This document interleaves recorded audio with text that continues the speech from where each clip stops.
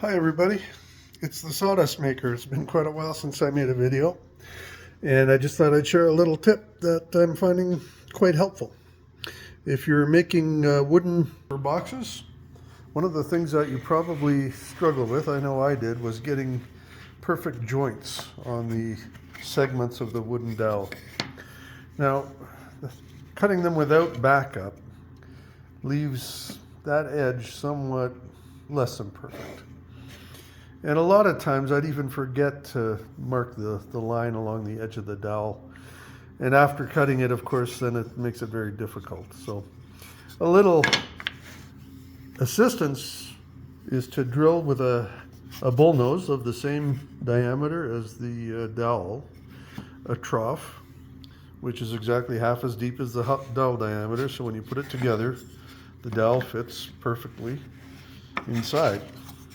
In fact, if you make it just a little bit tight, then that dowel can be held snugly in place by just putting some clamping pressure on it, and it won't want to come apart.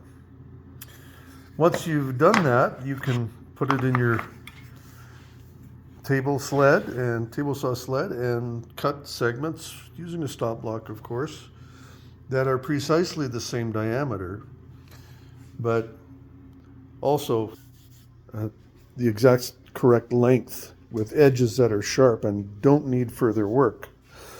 A benefit of all that is when you take these out, you can, if you've forgotten to draw the line, you can just run your pencil along the edge of the dowel.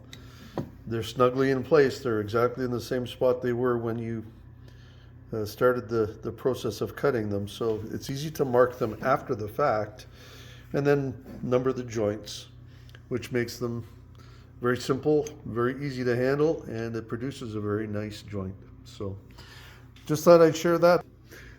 A good solution to buying an expensive miter box and very fine bladed saw. Granted, you do lose 1/8 of an inch if you're using a standard blade, but I don't find that the kerf width is that big of a factor in getting the grain to match. Thanks for your attention, and we'll talk to you again soon. Bye-bye.